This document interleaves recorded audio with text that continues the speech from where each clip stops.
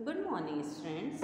हम रीढ़ की हड्डी पाठ में पढ़ रहे थे कि किस तरह उमा को देखने शंकर और उसके पिता गोपाल प्रसाद रामस्वरूप के घर आते हैं। जब उसे गाने को कहा जाता है तो वो मीरा का गीत गाती है और गोपाल प्रसाद कहते हैं कि लड़की उमा से जो कुछ पूछा जा रहा है उसका उत्तर उमा ही दे। फिर उमा कहती है, क्या जवाब दूं बाबूजी। जब वह व्यंग में कहती है कि जब मेज कुर्सी बिकती है तब दुकानदार मेज कुर्सी से कुछ नहीं पूछता। उससे ये नहीं पूछता कि उसकी क्या मंशा है, क्या इच्छा है।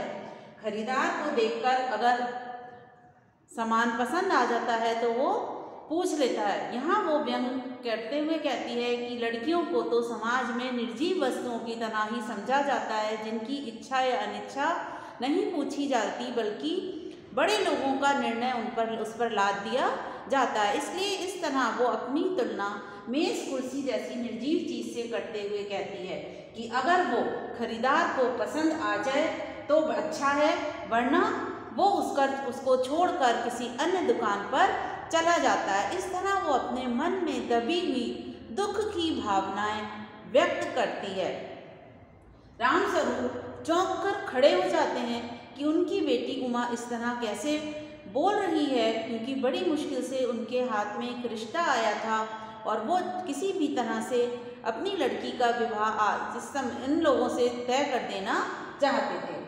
फिर उमा कहती है, अब मुझे कह लेने दीजिए बाबूजी, अब मेरे मन में जो भी भावनाएं हैं मैं उनको कह देना चाहती हूँ, क्योंकि उसने उस लड़के शंकर को पहचान लिया था जो कि चरित्रहीनता के संबंध में एक बार हॉस्टल में लड़कियों के कमरे में झांकता हुआ पाया गया था और उसको बेइज्जत करके वहाँ से भगाया गया था।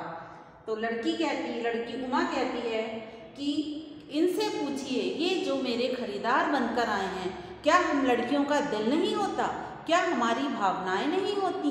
क्या हम भेड़ बकरियों की तरह जिसने जैसा हमसे कहा वैसे ही हमें हाँक दिया जाएगा? क्या हमारी मंशा हम पूछना कोई भी शिष्टता या समाज की रीत नहीं है?